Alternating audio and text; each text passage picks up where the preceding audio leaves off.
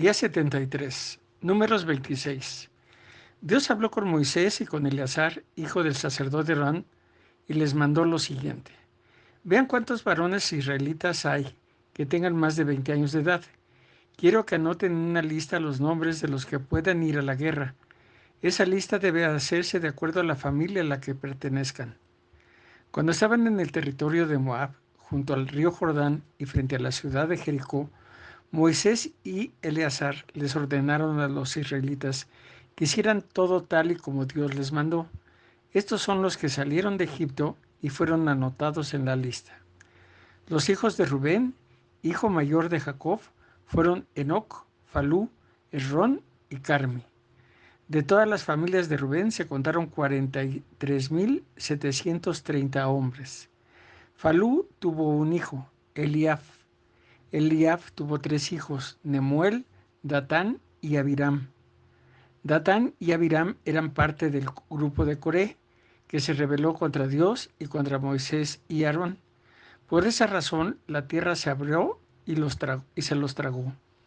Era un grupo de 250 personas. Todas ellas murieron quemadas, y así el pueblo vio cómo Dios castiga a los que no le obedecen. Solo los hijos de Coré permanecieron vivos. Los grupos familiares que descendían de Simeón fueron Nemuel, Jamín, Jaquín, Será y Saúl. De sus familias se contaron 22,200 hombres.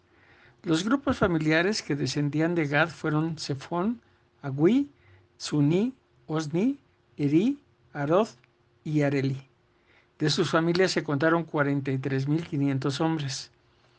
Los grupos familiares que descendían de Judá fueron Onán, Selá, Fares y Serac. Y Onán murieron en el territorio de Canaán y por eso no fueron contados. Fares tuvo 2 hijos, Esrón y Amul. De todas las familias de Judá se contaron 76,500 hombres. Los grupos familiares que descendían de Isaacar fueron Tolá y Pubá, Jasub y Simrón. De todas sus familias se contaron 64,300 hombres. Los grupos familiares que descendían de Zabulón fueron Sered, Elón y Jael. De todas sus familias se contaron 60,500 hombres. Los grupos familiares que descendían de José fueron Manasés y Efraín. Manasés tuvo un hijo, Maquir. Maquir tuvo un hijo, Galad. Los grupos familiares de Galad fueron 6: Yeser, Helec, Asriel, Siquem, Semidá y Jefer. Jefer tuvo un hijo, Zelofhad. Zelofhad no tuvo hijos, sino hijas, Mahlá, Noá, Joglá, Milcá y Tirsa. De todas las familias de Manasés se contaron 52,700 hombres. Los grupos familiares que descendían de Efraín fueron Sutelaj, Bequer y Taelián. Los descendientes de Sutelaj formaron el grupo familiar de Herán. De todas las familias de Herán se contaron 32,500 hombres. Estos y los de la tribu de Manasés fueron los descendientes de José. Los grupos familiares que descendían de Benjamín fueron Bela, Asbel y Ahiram, Sufam y Jufam. Bela tuvo 2 hijos, Ard y Naamán. De todas las familias de Benjamín se contaron 45,600 hombres. Dan tuvo un hijo y de sus descendientes se formó un grupo familiar, Suham. De ese grupo familiar se contaron 74,400 hombres. Los grupos familiares que descendían de Aser fueron Ibná, Isbi y Bería. Y Bería tuvo 2 hijos, Heber y Malquiel. Aser tuvo una hija llamada Seraj. De todas las familias de Aser se contaron 53,400 hombres. Los grupos familiares que descendían de Neftalí fueron Jasel, Guni, Geser y Silem. De todas las familias se contaron 45,400 hombres. Todos los israelitas que se contaron y anotaron fueron 601,730 hombres. Dios volvió a hablar a Moisés y le mandó: Ahora repartirán el territorio entre la gente que acaban de contar. A las familias más grandes les darán más terrenos, a las familias más pequeñas les darán menos terrenos. Se le debe dar una parcela a cada familia anotada en la lista. Repartirán el territorio mediante un sorteo entre las familias grandes y entre las pequeñas. Todo se repartirá por orden y de acuerdo a la tribu y a la familia a que pertenezcan. También contaron a todas las familias que descendían de Leví, quien tuvo 3 hijos, Gerson, Kehat y Merari. Ahí se formaron 3 grupos familiares y de estos surgieron otros 5 grupos familiares: Libni, Hebrón, Kehat, Magli y Musi. Kehat tuvo un hijo, Amram. Amram se casó con una hija de Leví que se llamaba Jocabed. Ella nació cuando Leví todavía estaba en Egipto. Amram y Jocabed tuvieron 2 hijos y una hija, Aarón, Moisés y María. Aarón tuvo 4 hijos, Nadab, Abihu, Itamar y Eleazar. Pero Nadab y Abihu murieron por haber prendido el incienso del santuario sin seguir las instrucciones exactas que Dios había dado. El número total de varones descendientes de Leví, mayores de un mes, fue de 23,000. A ellos no se les contó junto con los demás israelitas porque no se les dio ningún terreno. Esta es la lista de todos los israelitas que contaron Moisés y el sacerdote Eleazar cuando estaban en las llanuras de Moab, junto al río Jordán y frente a la ciudad de Jericó. En esta lista no aparece ninguno de los hombres que Moisés y Aarón contaron la primera vez en el desierto de Sinaí. Todos ellos murieron en el desierto como castigo de Dios. Los únicos que quedaron con vida fueron Caleb y Josué. Números 26.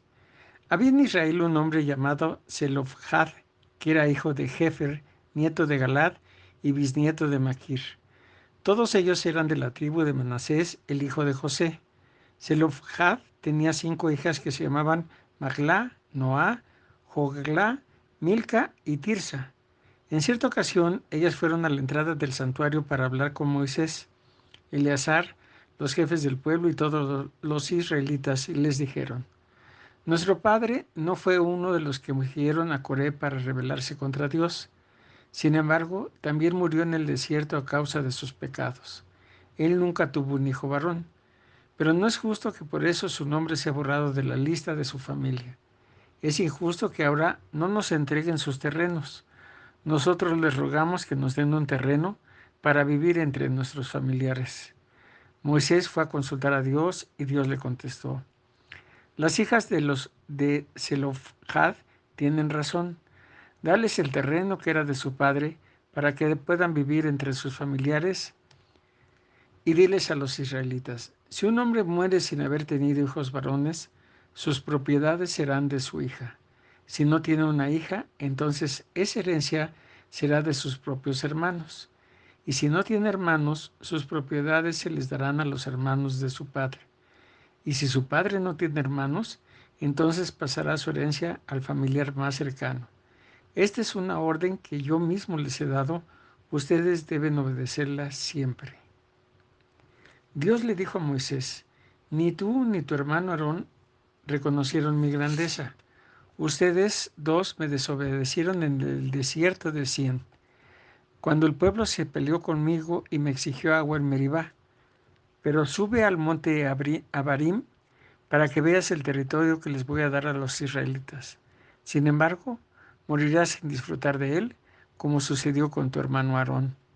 Y Moisés le respondió: Dios mío, tú eres el que nos da la vida a todos. Te pido que les des a los israelitas un líder, que los guíe por doquiera que vayan. No dejes que tu pueblo ande como un rebaño de ovejas sin pastor. Entonces Dios le ordenó a Moisés: Llama a Josué, que es un hombre valiente y me obedece. Llévalo ante el sacerdote Eleazar y ante... Salmo 72. Dios mío, haz que el rey sea justo como lo eres tú, que nuestro futuro rey actúe con tu misma rectitud. Así el rey gobernará a la gente humilde con rectitud y justicia, y en todo cerro y colina tu pueblo tendrá prosperidad y justicia. El rey les dará justicia a los pobres y necesitados, los salvará de sus opresores, aplastará a quienes los maltratan. Que viva el rey, que viva mucho tiempo como el sol y la luna, que sea como las lluvias que empapan la tierra y los campos sembrados, que haya prosperidad y justicia todo el tiempo que sea rey, que su reino permanezca hasta que la luna deje de existir, que extienda el reino su dominio de mar a mar y de oriente a occidente, que las tribus del desierto reconozcan su dominio, que sean humillados sus enemigos, que le paguen impuestos los reyes de Tarsis y de los puertos lejanos, que le traigan regalos los reyes de Arabia y de Etiopía, que todos los reyes se arrodillen en su presencia, que todas las naciones se pongan a su servicio. El rey liberará a los pobres cuando ellos le pidan ayuda, salvará a los afligidos que no tienen quien los ayude, tendrá compasión de los pobres y salvará a los necesitados y a los desvalidos. Los librará de quienes los oprimen y los tratan con violencia, porque la vida de ellos es muy valiosa para él. Que viva el rey, que reciba todo el oro de Sabá, que siempre se ore por él, que a todas horas se le bendiga, que abunde el trigo en el país, que se vean ondular los trigos en lo alto de las montañas, que haya mucho trigo como en el monte Líbano, que haya gente en las ciudades como hay hierba en el campo, que la fama del rey permanezca, que dure siempre como el sol, que repitan su nombre las naciones cuando se bendigan unas a otras, que todas ellas bendigan al rey. Bendito seas, Dios de Israel, solo tú haces maravillas. Bendito seas por siempre, que tu grandeza llene toda la tierra. Que así sea. Aquí terminan los himnos de David, el hijo de Josué. Evangelio según San Juan, capítulo 4. Los fariseos se enteraron de que el número de seguidores de Jesús aumentaba cada día más y de que Jesús bautizaba más que Juan el Bautista. Cuando Jesús se dio cuenta de que los fariseos se habían enterado de eso, salió de la región de Judea y regresó a Galilea. En el viaje tenía que pasar por Samaria. En esa región llegó un pueblo llamado Sicar. Cerca de allí había un pozo de agua que hacía mucho tiempo había pertenecido a Jacob. Cuando Jacob murió, el nuevo dueño del terreno donde estaba ese pozo fue su hijo José. Eran como las 12 del día y Jesús estaba cansado del viaje. Por eso se sentó a la orilla del pozo. Mientras los discípulos iban al pueblo a comprar comida, en eso una mujer de Samaria llegó a sacar agua del pozo. Jesús le dijo a la mujer: dame un poco de agua. Como los judíos no se llevaban bien con los de Samaria, la mujer le preguntó: pero si usted es judío, ¿cómo es que me pide agua a mí, que soy samaritana? Jesús le respondió: tú no sabes lo que Dios quiere darte y tampoco sabes quién soy yo. Si lo supieras, tú me pedirías agua y yo te daría el agua que da vida. La mujer le dijo: Señor, ni siquiera tiene usted con qué sacar agua de este pozo profundo. ¿Cómo va a darme agua? Hace mucho tiempo nuestro antepasado Jacob nos dejó este pozo. Él, sus hijos y sus rebaños bebían agua de aquí. ¿Acaso es usted más importante que Jacob? Jesús le contestó: cualquiera que bebe del agua de este pozo vuelve a tener sed, pero el que beba del agua que yo doy nunca más tendrá sed, porque esa agua es como un manantial que brota vida eterna. Entonces la mujer le dijo: Señor, deme usted de esa agua, para que yo no vuelva a tener sed ni tenga que venir aquí a sacarla. Jesús le dijo: ve a llamar a tu esposo y regresa aquí con él. No tengo esposo, respondió la mujer. Jesús le dijo: ¿es cierto?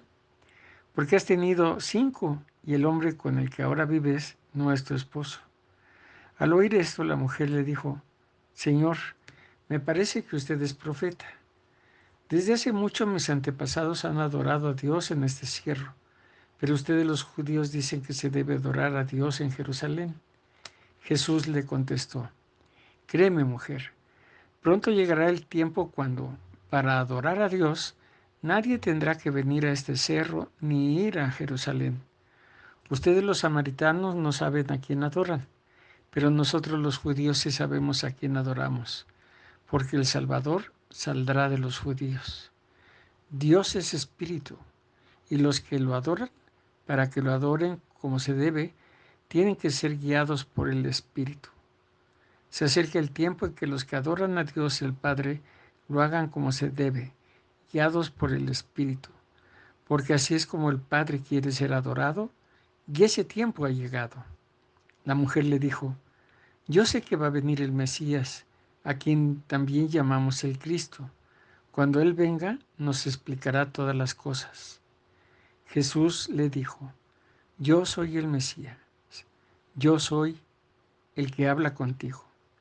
En ese momento llegaron los discípulos de Jesús y se extrañaron de ver que hablaba con una mujer, pero ninguno se atrevió a preguntarle qué quería o de qué conversaba con ella. La mujer dejó su cántaro, se fue al pueblo y le dijo a la gente: vengan a ver a un hombre que sabe todo lo que he hecho en la vida. Podría ser el Mesías. Entonces la gente salió del pueblo y fue a buscar a Jesús. Mientras esto sucedía, los discípulos le rogaban a Jesús: Maestro, por favor, come algo.